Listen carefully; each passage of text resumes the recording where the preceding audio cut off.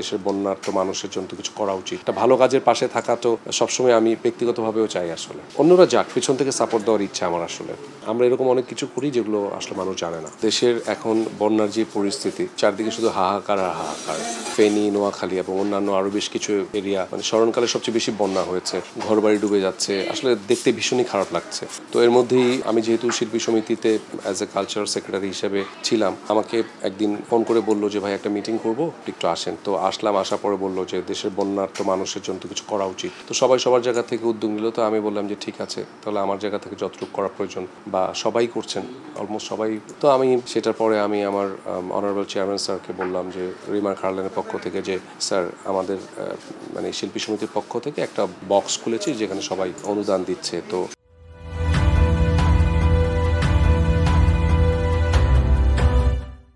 আমিও বলতে পারিনি।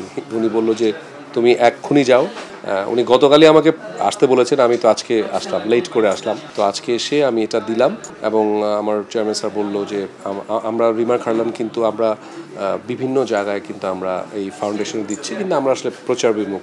তো আর্টিস্ট হওয়ার কারণে এখানে আসলে তো প্রচার হয়েই যায় আপনাদের মাধ্যমে। তো রিমার খারল্যান্ড অলরেডি বিভিন্ন জায়গায় ফাউন্ডেশনে বিভিন্ন মানুষকে পার্সোনালি অনেক সাপোর্ট দিচ্ছেন। তো সেখানে আমি আমার শিল্পী সমিতিতে যদি একটু কন্ট্রিবিউশন না করি, যেহেতু ওরা একটা ভালো উদ্যোগ নিয়েছে যে এই টাকাগুলো, এবং এখানে অনেক চাল ডাল সবই আছে, তো এই জন্যই রিমা খারল্যান্ডের পক্ষ থেকে একটা ছোট্ট আমি একটা চেকের ব্যবস্থা করেছি, এবং সেটা ওদেরকে যতটা সম্ভব একটু অনুদানটা বড় করা, হয়তোবা কিছুদিন মধ্যেই সেটা নিয়ে নোয়াখালী বা ফেনীর দিকে যাবে। এটাই আসলে মূল ইচ্ছা ছিল, পাশে থাকার ইচ্ছা। একটা ভালো কাজের পাশে থাকা তো সবসময় আমি ব্যক্তিগতভাবেও চাই। আসলে দেখেন, আমি কিন্তু আমার রিমা খারল্যান্ডের পক্ষ থেকেও আমরা কাজ করছি। রিমা খারল্যান্ডের পক্ষ থেকেও আমাদের কিন্তু প্যাকেজিং হয়ে গেছে, আমরা এটা নিয়ে বিভিন্ন জায়গায় যাচ্ছি। একই সাথে শিল্পী সমিতি যেহেতু উদ্যোগ নিয়েছে, সো এখানের পক্ষ থেকেও আমি যাই বা না যাই কিন্তু সবসময় পাশে থাকবো, আর যদি সম্ভব হয় যাওয়ার তাহলে সেটাও করব। অন্যরা যাক, পিছন থেকে সাপোর্ট দেওয়ার ইচ্ছা আমার। আসলে আমি তো কালকেই বলেছি, উনি কেন চুপ হয়ে থাকবে।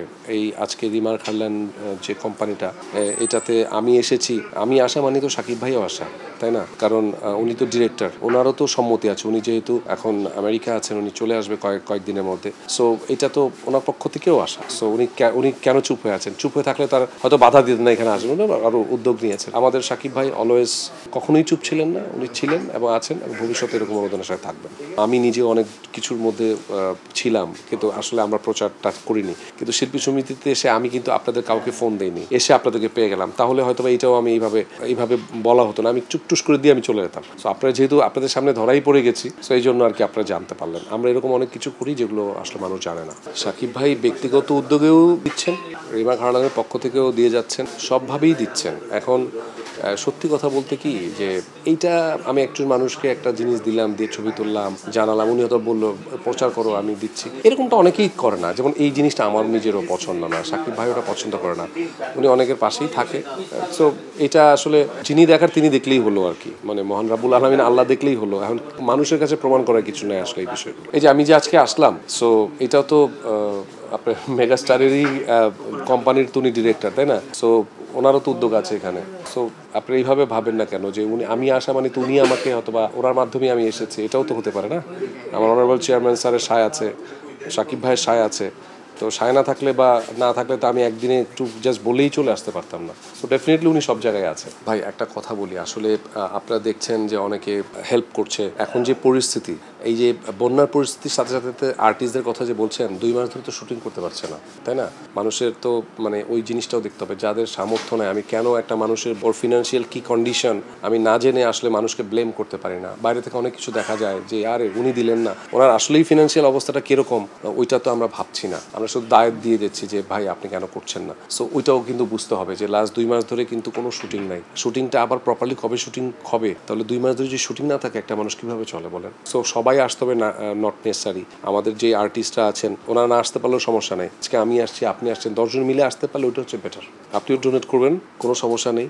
যারা সাধারণ দর্শক আছে, সাধারণ যারা আছে, ধরেন আমার সাথে আমার কথা যে একজন ড্রাইভার আসলো, ওর মন চাইলেও দিতে, ও দিতে পারবে, 1 টাকাও দিতে পারবে, 100 টাকাও দিতে পারবে।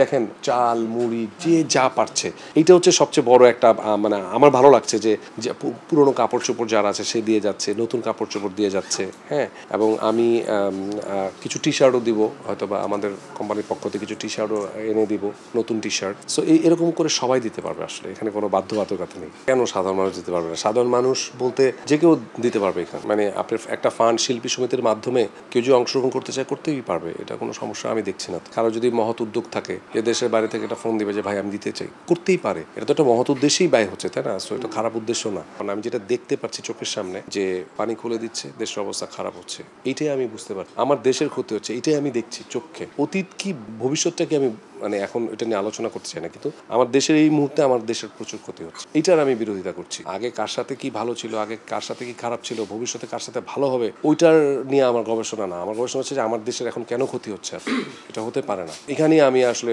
মানে ব্যথিত। হ্যাঁ, সো এরকমটা হওয়া আসলে উচিত না।